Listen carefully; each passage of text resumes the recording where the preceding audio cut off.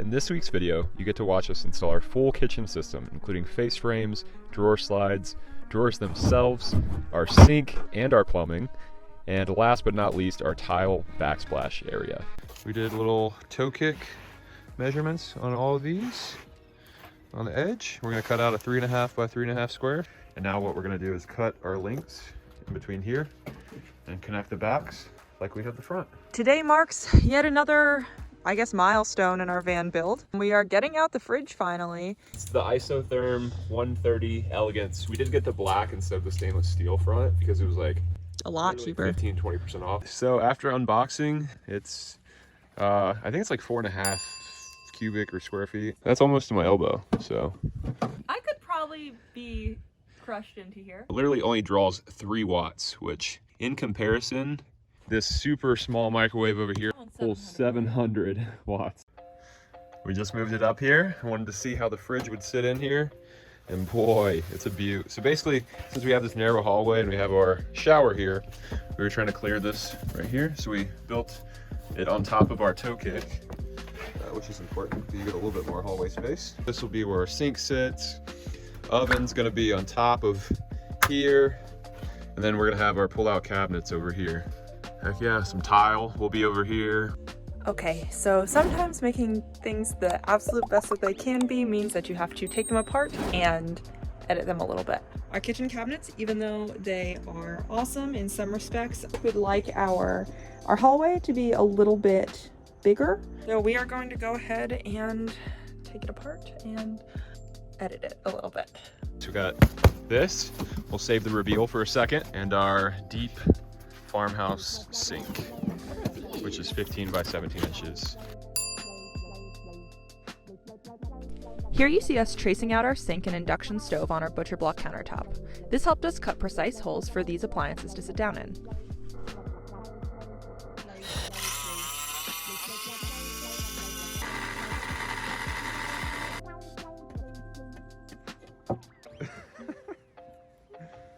Heck yeah.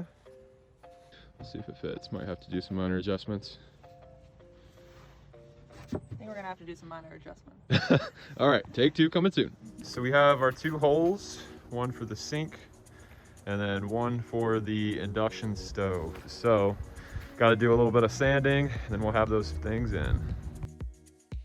So we have successfully sanded all of our countertop tables, etc. Cut out our holes for the insert for the sink. Now we're going to stain it tonight, but before we do that, we're going to put our hole saw cuts in. Well, one's a paddle bit, 1 inch for this little soap dispenser, and this we're using that hole saw right there. We're going to find dead center, and then we'll put soap somewhere over there. We're going to be making face frames today for our kitchen cabinets. We got a new friend today, another Craig, so that'll be to help with the drawers. One of Craig's children. So we're setting the expectation today to understand that there will be bumps in the road because we have never done this before. I was talking to Fallon earlier, asking her if like we could literally put up a wall, and she was like, we can do anything now because we're building out a van. Now that we've learned how to build out a van, we can do anything. So we just ripped 1 1/4 inch pieces off of a 1x3. Fal is killing it on putting all these measurements together. Her drawing is way better than mine. But this is gonna be the bottom right here, so we're gonna go see how that looks. All right, so Fal Gal just put some Craig jig holes into our vertical beams for our kitchen faceplate. And then we have these 2, it's gonna be the top and the bottom. Again, this is all just ripped from a 1x3 piece of poplar. So instead of it being 1.5 inches, it is 1 1/4 inches. So this wood is beautiful. Check that out. All right. Ooh, how cute are we? All right, so we have basically the perimeter. We're gonna go check it out, see where the other vertical beams need to go. Coming out this morning, one thing to note, if you are doing an install for your kitchen top, do not put your holes in before you know where they should go. And what I mean by that is, so we have our hole for our sink faucet, which is gonna be fine. That's all good because we don't have anything underneath that. However, because we have walls built here, we went ahead and put a hole in right here, and definitely should not have, because literally our structure, our frame to our wall is directly underneath that. So we're gonna have to cover that up somehow. To start the day, we have measured out our 3 cross frames for the drawer area. So we're gonna cut those, put some pilot holes in them, or Craig jig holes, and then attach that to the other vertical beams that we've already made. I'll show you that here soon. What we were talking about for these little dividers with old Craig holes, or pilot holes, pocket holes, whatever you want to call them, are going to be for, so basically this is the face frame that we just built, and behind that, as you see over here, we have something to give us that exact measure. But over here, this is kind of, you know, wobbly, so we're going to be taking these, like the ones that fit, they're going to act as that same support beam, and then the face frame will go on the other side of that.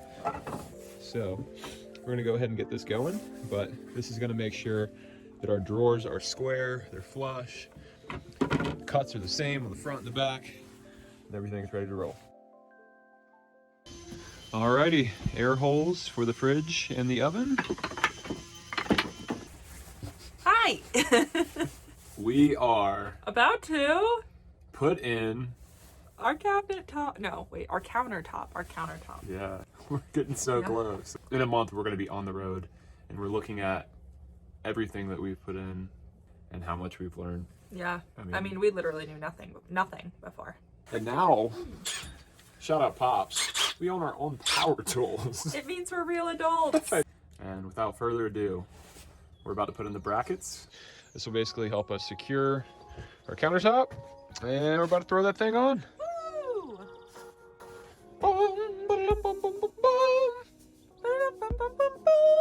We had to, basically we have our dividers or spacers here, right? Got one under there. That's so the front is even with the back. We got one right here. You could just Judy chop it. See how skinny that thing is? Got to do that for our sink. We didn't have enough room, but we have clearance now. So, about to install this bad boy. And look at it. I almost called you Augie. I think it's because I'm. Do I look like a puppy to you? Kinda down there. Oh, don't touch it. Hold on. It's gotta be. Hello. Hi. This is going to be underneath our sink area. This is going to pop out so we can take our water tank out. It'll be easily accessible. I am back and ready for action. We're going to put in the dividers. Okay, so after doing a lot of measuring and trying to figure out what was going on, we decided on making these just scrap wood spacers.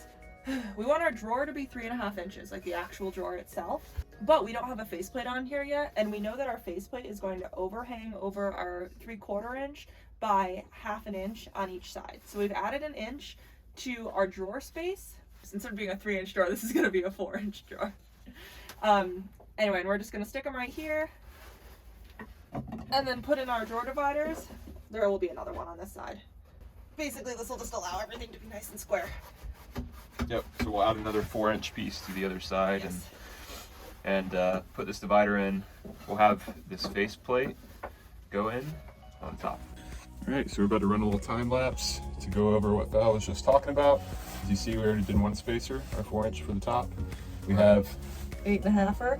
8.5 there, and for the next one, and we're gonna put you in the shower because it's a better vantage point. So here we go. We are taking a quick intermission because we have to run the wiring behind the drawing. Yeah. As I said before, it always feels like you want to do things in order, right? But nothing in a van apparently can go in order because everything is sort of overlapping at the same time. Alright, All right. so now we have our faceplate in. Yep. And we're about to measure out the gaps that we have in order to make our plywood drawers. So very excited about that. We're gonna sit here and measure things out and drop things out and hope for the best. Okay. So we are getting ready to put in our drawer slides with our handy dandy brand new drawer slide Craig jig. And basically they're going to sit in here and help, in here and line everything up so that it's not such a pain in the tuchus. We have these blocks all cut down so that they fit flush with our face frame, and so our drawer slides can slide easily in and out without getting caught on the inside of this frame here. I had to use 1/2 inch here and 1/4 inch there. And we're gonna get to it. So, because we did these little things behind our face frame, we are now using These guys. these guys we just cut basically to sit underneath it so that our clamp can grab it, because these are way too thin. So with just the face frame or just the stud wall, it would have been fine. But we added these, so we're gonna use these studs to help us clamp onto with our Craig jig. That way we can be flush, because basically all we had was like 3/4 to grab onto, but now we have all of that. We should. So. And that will help keep this so that it's nice and level. If you don't have enough to grab onto, there's just no way to falls, know. yeah.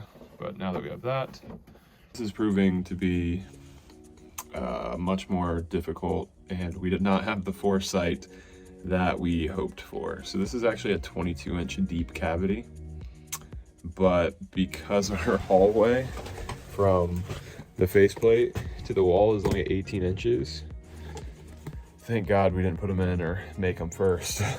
But because it's only 18 inches, we're only going to build our cabinets or our drawers to be 17 inches. That way we can remove them, put them in, all of that good stuff, because otherwise, I mean, literally, if we built a 22-inch drawer, it wouldn't even fit in this hallway. You live and you learn, and we're still going to learn how to make cabinets, so that's a plus. And we will have 4 to 5 inches of breathing space for wires in our fridge. Embrace the bumps, they will come. Basically, we did our spacer first, and then screwed in our what do you call it, drawer slide into it second. And as we were disassembling, I noticed that we're literally, because we did it wrong, thankfully we're learning a much faster way to do it. So because all we had to do to remove this from the wall was take out our spacer, because that's attached to the spacer, what we're going to start doing is just screwing our slides into our spacer first. That way you don't have to do like 8 screws. So then literally all you'll have to do is put in 3 screws, whatever, into your 1/2 inch, 1/4 inch spacer. So we mounted this outside to our spacer, and then basically all we did is came in, did 3 screws, 1 there, and then we have like holes in our slider that we put 2 more screws in. It was a much easier process than trying to fit your hand in here and put all your screws in there. So we're gonna keep rolling with that. Anything to say, Fal? I just hope it works. Hoping that these are good, but as you see, Drawer slides. we have drawer slides, and they are nice. Whenever, I mean, so it takes a load to pull them out. So unless you have that load, it's basically locked in place. Right, so we might not actually need our drawer latches Yep. that we have. We bought latches, but We might be able to go ahead and return those. yep. And then as you push back in, so this comes out literally to our whole hallway, as explained earlier. And then it hits a catch valve. And then once you push that, boom. Soft close. And now we are getting ready to actually make our drawers. So what we did was we drew a little drawer. Fallon drew a little drawer. I did. Zach cannot draw like that. I drew a little drawer and got the back and the front and the sides. And then we just drew the bottom piece over here. We decided that we're gonna put the bottom piece on the bottom and nail it in. So that's gonna be our full length and width. Then we just decided to do a little cut list here. So back and front, this is what we're gonna need for drawer 1. We're gonna need 2 of them. Side 1 and 2, this is what we're gonna need. We're gonna need 2 of them. Bottom, we're gonna need 1. All the bottoms are gonna be the same. And then for drawer 2, it's actually the same as drawer 3. So for back and front, we're actually gonna need 4. Side 1 and side 2, we're gonna need 4, and we're gonna need 2 bottoms. And because of that cut list, this is the most efficient we've ever been. This is literally all of our scrap. This is the bottoms of the 3 drawers. This is one of the drawers, and 2 will be exactly the same. All right, we are out here again today. We are making the small face frame and hopefully the drawers. So we made them for the big cabinet. That's our face frame, the white one. Here are drawers. Here, we are mounting the drawers to the drawer slides. In order to do this, we had to pull out each drawer slide, line them up equally on each side of the drawer, and then screw into the appropriate screw holes.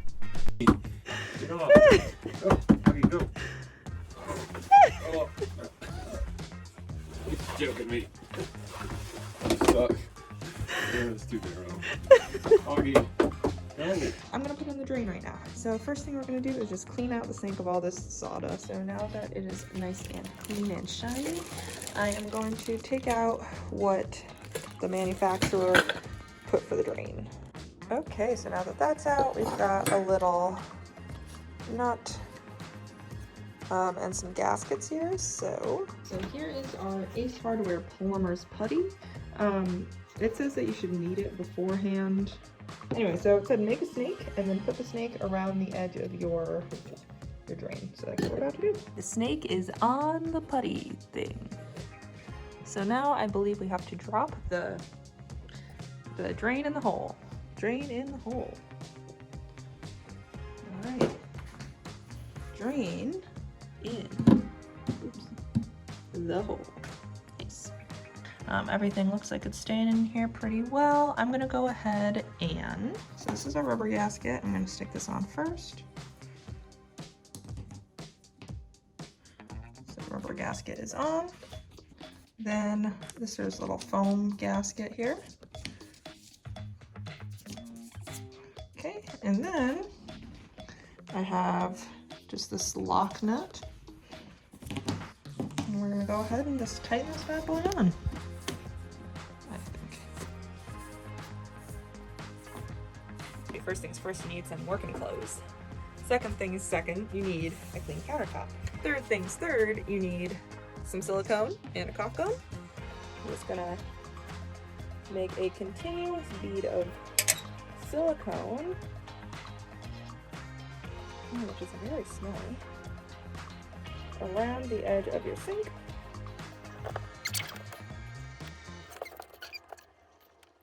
Nice. There is my silicone. And then we get the sink, which will go in.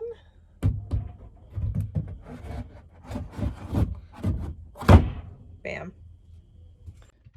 Okay, so here are the parts for our sink. We have one of those very popular van life sinks here, the ones that you can pull out the hose and spray it out the back. And we have some very unclear directions. So let's see what we can do.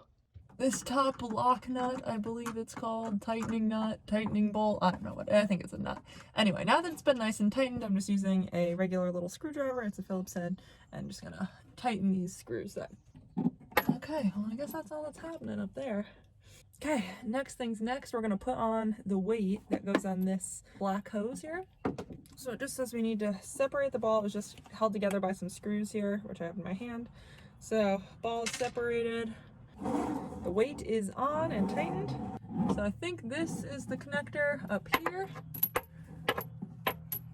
And I'm just gonna press and hold this blue button.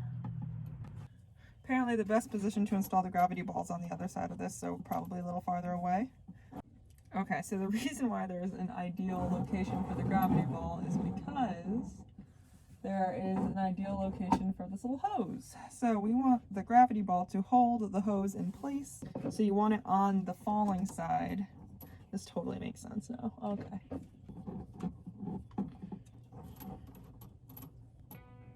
Did it. So also something to note, we are not actually running hot water to our sink. So just like a shower, we have a red line and a blue line, a red line for hot water, a blue line for cold water. This, you actually can't see it right now, I don't think, but the thing that the spray hose is connected to is like the mixer, right? We're not gonna be using the red line. I don't really know what that means for us. Hey guys, just wanted to introduce you to our new kitchen. Check that out. I installed the sink today and the faucet while Zach was working. Not hooked up yet, but you know, I got the weight on. Here are some of the parts that we have. So these are the hot and the cold water line that come from the sink itself. So it came with the sink. I didn't do anything to get these. The bottoms of them are 3/8 of an inch. Apparently this is standard. Who knew? So if you are looking and you're like, what is this? 3/8 of an inch. The next thing that I got from Ace, so we are only going to be connecting cold water to this, which means that obviously the hot water line is not going to have any hot water going to it.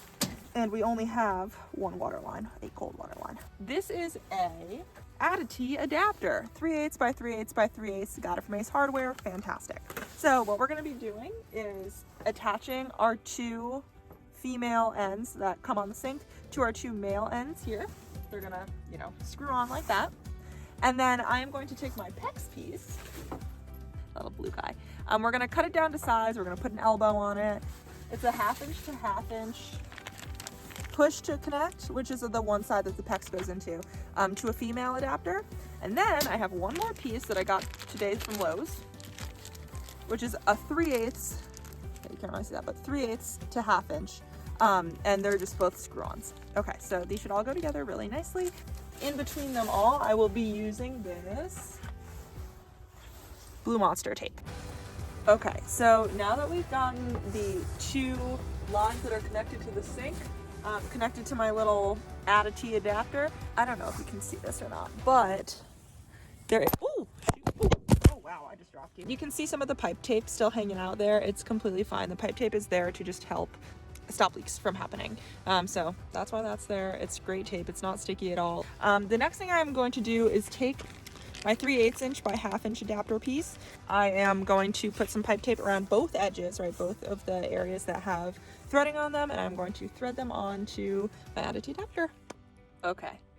So I just made a completely separate trip to Lowe's so that I could get this freaking piece, and it does not fit. It's not that it's the wrong size, because this is 3/8 of an inch also, but it seems like this little thing comes like in a little bit, like almost like a funnel, and this thing also has something on the inside, and so they hit before they can screw on. That is so frustrating. Oh, Fallon. Okay, honestly, usually I'm pretty against like taking the things out of the packaging to try them. Frickin' try them, because this is the 3rd time that I had been to Lowe's today. Learn from my mistakes, people. This is really makes me angry. Okay, everybody, so I am finally back from Lowe's for the 4th time today, and I have with me the appropriate coupling thing. This is our female 1/2 inch to 1/2 inch. This is a push to connect to female adapter. Okay, so we're gonna need this for the PEX. This is our Adati adapter. It's 3/8 to 3/8 to 3/8. However, this is okay, not clear.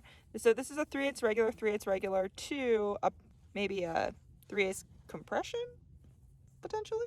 No, it just says 3/8 inch OD to 3/8 inch OD to 3/8 inch OD female. So I'm not really sure, but it does have this annoying thing in it. See that guy? Anyway, so that's what I had issues with last time. So I got myself a 3/8 inch compression to 1/2 inch MIP. Don't really know what that stands for. That's okay. It fits because I checked. Anyway, and we're ready to put these guys on because I am freaking tired and a little grumpy. We put on the push to connect elbow here onto our 1/2 inch PEX. The way that we do that is we use this lovely orange shark bite tool. This is the 1/2 inch side. If you had any different sized PEX, you'd use the other sized ones, and they're labeled here. Anyway, what you do is you take your PEX. So this is my 1/2 inch. I'm going to stick it right in. Then I'm going to use a marker to just mark around the edge, and where this mark is just about how far you need to push your push to connect piece on so that it's nice and straight. Anyway, I'm going to push this into the elbow. It takes like a veritable amount of force. So push it into the elbow, and then I'm going to push it into this top bit too. Then I'm going to probably somehow attach these to the wall, or maybe with some wire ties, and we should be all connected. So here we go. Alrighty, so we are nice and put together at this point. I have 2 little wire ties. One is here and just attaches our PEX up here. And then I have another wire tie right here, and then the rest goes up into the sink. It's not too tight. I mean, it's definitely snug, but not too tight. And it should stay out of the way of where our big old blue guy is going to be, our bluey. Here I am adding the Blue Monster tape onto the bottom of the sink drain so that I can add my S-trap, which drains into the bluey. An S-trap, or a P-trap, helps to stop any gross smells from coming up through your sink when your gray water is full. I'm going to be putting in this little piano hinge just so that we can get this door on. Gonna make sure this is nice and centered. And I'm gonna put it in our little door area, so see you in a little bit. All right, good morning, everybody. So I got this door on. This was just a piano hinge that we used. The piano hinges we found have been super useful. Always use the screws that it comes with. Don't try to use other screws. They don't work when you use other screws. So just, you'd think that we would know that, but we didn't. Anyway, I'm gonna get a pair of bolt cutters and just cut off this guy and here it is. So that's very exciting. We're gonna get a latch on here and we're gonna call it good. All right, about to do the second half of this hatch right here. Gonna put you on time lapse so you can see. We have our magnetic spice rack that's going to be going on this wall. That was going to be a closet, and that is no longer the case. Check out this handy little sock shelf she built today. Heck yeah. And we got some other stuff down here, clothes, etc.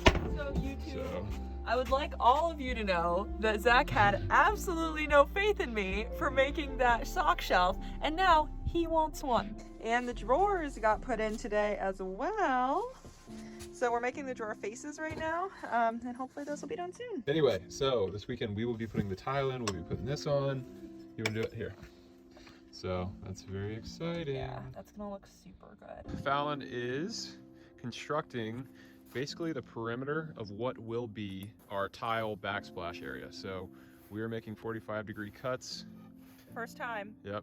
And it's going pretty well so far. Yeah, and so we're gonna try to make a good finished backsplash in our kitchen area. So we're gonna go ahead and do this, put you on time lapse, everybody, and see how it goes.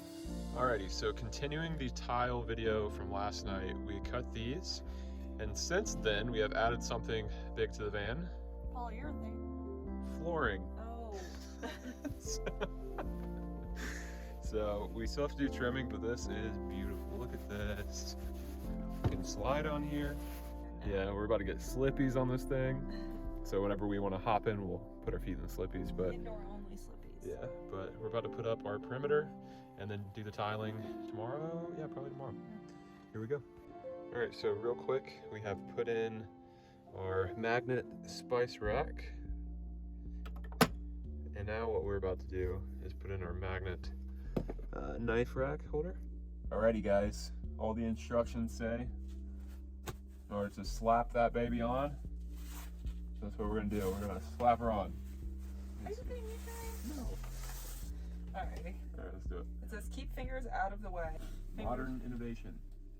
And after that, we're gonna double-sided tape. Hopefully this works long term for our tiling. Here we are adding our muscle-bound tile mat to the back of our wall. This was our tile adhesive. We were worried about its strength, but it's done great almost a year on the road. The final sticky that the tile will lay upon. Check that out. Hopefully this is as good as everybody says, because we need something as good as everybody says. It's called muscle bound tape, musclebound.com. The guy at Lowe's said that this would be really good because it'll not crack when we have vibration in the van, so we're really hoping that's the case. Also, I saw it on some girl's DIY video. She was really jazzed about it, so we're really jazzed about it. I'll be videoing for like 30 seconds or a minute, and then, yeah, and then I have to redo the whole thing. Well, we are on that. Oh, hi everybody. The tile will be coming in very soon too. This is probably going to be our last actual project, which feels really crazy because we've just been posting our first projects. Yeah, we're really behind on Instagram, but that's okay. Yeah. We have a cushion in here. We have our shelf up there. This is our little, anyway. We even have clothes in here at this point. Yeah, we're really getting there. It's gonna bring it together. We have our knife rack and we have our spice jars are over here, but they go on that plate back there. So we're gonna go get to it. Yep. All right, so we just went to Lowe's and got us a diamond blade for... It's for ceramic. Yeah. Basically it's for soft tile or for drywall, who knows. But we're using it for tile. We had the $25 Blue Hawk cutter thing, but it's really only for straight cuts. You can't really do a whole bunch of cutouts like this. So it's working great so far. It looks kind of funny like sandpaper on the edge, but it's diamond. Here we are adding each piece of subway tile to our backsplash area. Some of them had to be cut to fit. We used a score and snap cutter for the easier, straighter cuts and a jigsaw with a diamond blade for the harder cuts with corners. The fish-looking spacers you see here came with the muscle-bound adhesive mat. Quick update, we did pull this forward by putting spacers behind it. Still haven't done it with the outlet. We're gonna do this later. We're gonna go ahead and caulk what we can around the perimeter, not getting within, one block of this, and see how this white. So Maposil T+. Yeah, Maposil T+ works. So tonight is the weekend before, and we are packing up small things like pots and pans, putting our throw pillows back there, stuffed with our sleeping bags. First time actually seeing our kitchen top without a towel on it. And our like things on it, right? Like our spice jars and our knives. So Fal's gonna do the honors and put that The inaugural stick in it. Yeah, this is sick. It's a really big moment for us, honestly. We've been preparing for this, and this is literally the weekend prior.